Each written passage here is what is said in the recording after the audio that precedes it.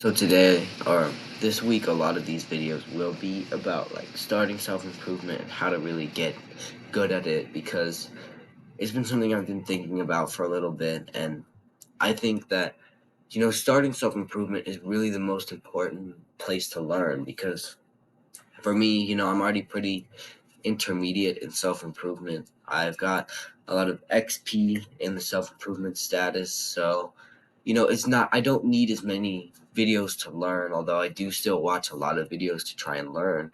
I don't feel like I need them as much as I did when I was starting self improvement because, I had no idea what I was doing when I started.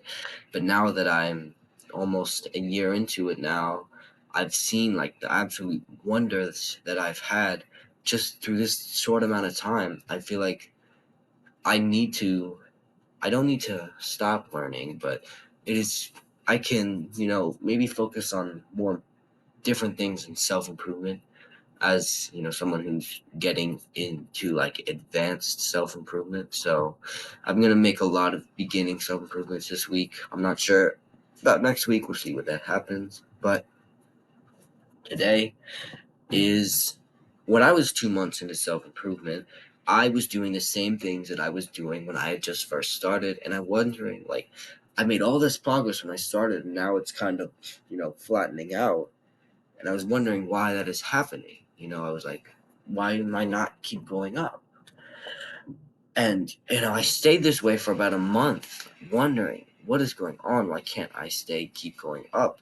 And it's finally like after 3, 4 months, I realized I need to be doing more to be more because, I was doing the same things I was doing when I started. I hadn't really changed a lot. So I wasn't changing a lot. And, I realized that I need to do more as I get better because one of these things I heard from one of the videos I was watching is that our like Jeffrey activities are, bad habits when we get better in self improvement are going to be a lot like they're going to be okay for all these normal people, but not okay for us. Like, I don't eat bread at all, so me eating like a piece of toast would be some normal person eating like a piece of cake. And if I eat a piece of toast, everybody's gonna be like, that's fine, it's just some toast. But I know that my diet is not for toast, it's only for natural things like nuts, fruit, eggs, meats, vegetables, potatoes, things like that, not toast. So, our bad habits get progressively better, if that makes any sense, as we get better. And the only way to keep doing that is if we keep adding things to get better. So, this video is going to be how to get 1% better each day because that 1% seems small that one day, but it will grow into something huge in year, 2 years, 5 years, 10 years. It will be huge. Trust me.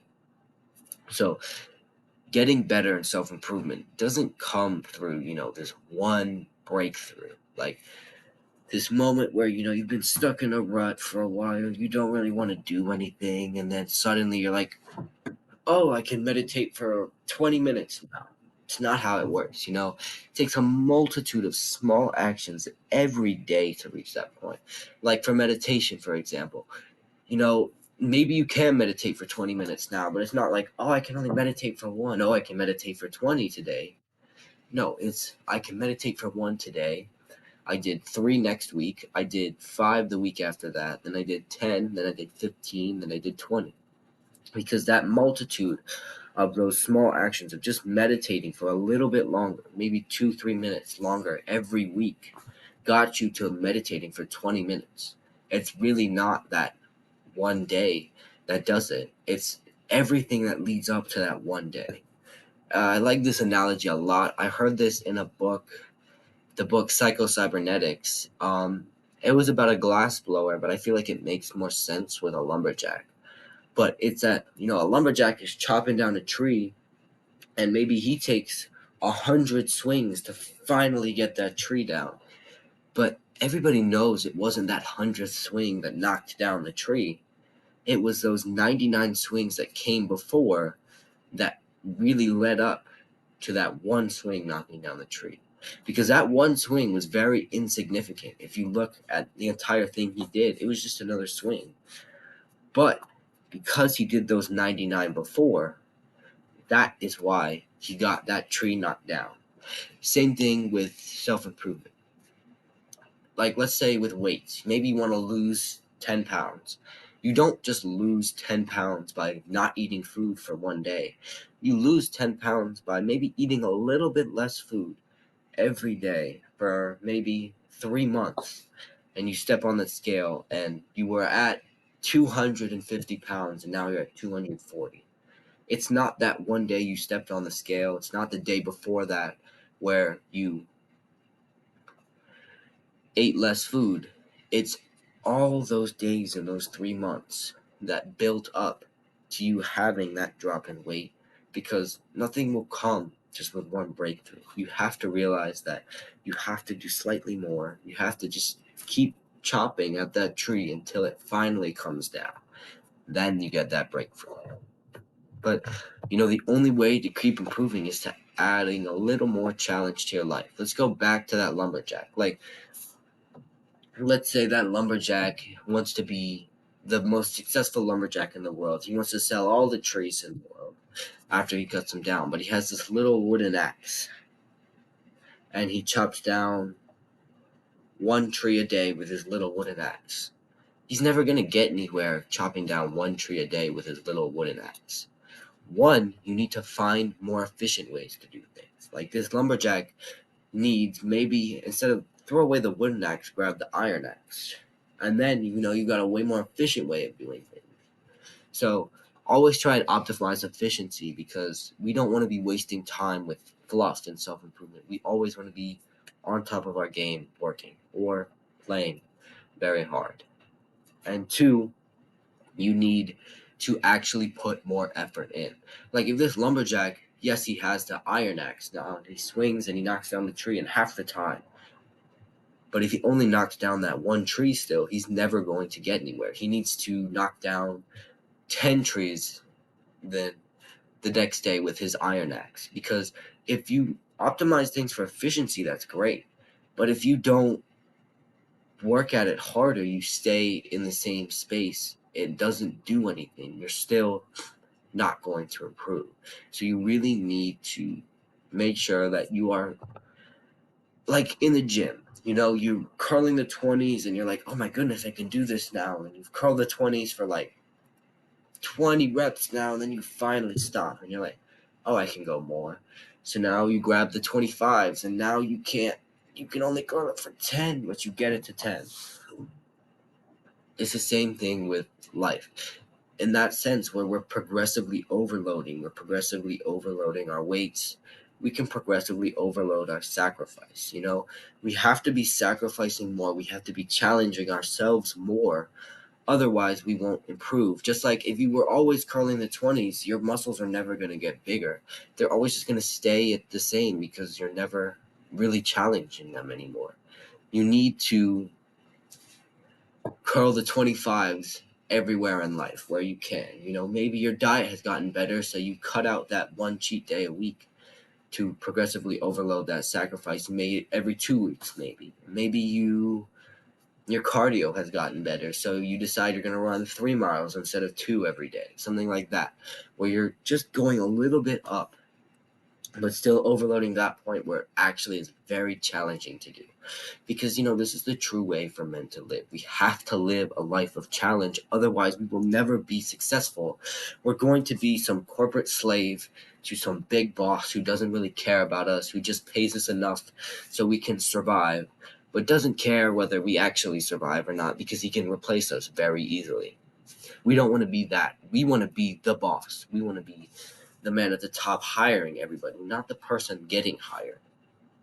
Because those people, we know, did something wrong with life, and we need to fix ourselves before we end up like they did. So you need to make sure that you are challenging yourself every day. Otherwise, you're not better than any of the normal people. I don't care if you do 5 workouts a week. If you're not progressively overloading in those workouts, you're no better than those normal people, even though they think 5 workouts a week is great. Not for us, because that's your new standard. Their standard might be 1 workout a month. Our standard is 5 workouts a week. We need to make those workouts better because we're always trying to increase those standards, not stay the same. Because if we stay the same, we're never going to get into that top 10% of men. Trust me, it will never happen. So really make sure that you are challenging yourself every day. And the simple things you can do, like just pick one activity you want to start doing. Like maybe you want to do push-ups after you wake up. So tomorrow, do 1 push-up in the morning. Then the next day, do 2. Then 5. Then 10. Just progressively overload those push-ups. That's all you have to do. Start very, very, very small. Something that is easily manageable that you can do. And then pick it up as you get into the habit, so you're actually challenging yourself to the point where you're doing push-ups until you can't anymore and your arms are shaking and you're still trying to push yourself up, and then you fall down, then you stop. Just get into the habit of doing the activity first. Like maybe just write 1 sentence of gratitude journaling a day and then be done. And then maybe the next week you write 2, and then 3, and then a whole paragraph. So it's just something as simple as that to do every day that will really help you improve by that 1% every day. Because that 1% improvement is what we live for. It's what we need on, especially, this channel is all about that 1% improvement. Improving slower, taking your time, being able to realize mistakes and to work around them instead of pushing past them and then coming back to bite you in the end because you have a mistake who's grabbing you from behind trying to slow you down. Because in this race, maybe you have this mistake, you're running towards a mistake and you hit the mistake. A lot of people will try and push past it, and now they're running with the mistake but much slower. And while they might be here by the time this guy runs the mistake, and he's still here trying to figure out how to get around the mistake, and he's pushing forward, and let's say this is the finish line. He's pushing forward, he's close, he's closer, and this guy's still working on his mistake. Maybe he just decides to get around it and work it out instead of trying to push over it. He goes around it, and this guy's pushing forward, and then he just zooms past this guy, and this guy finishes second. Because if we can work around mistakes, even if it takes longer now, in the future, it will really, really help us. So, slow progress is everything on this channel. And just getting 1% better every day is something that I really want to preach. So just find your 1% every day and do it. Because the only way we're going to improve is to do the hard work, especially when you don't feel like it. See you guys next time.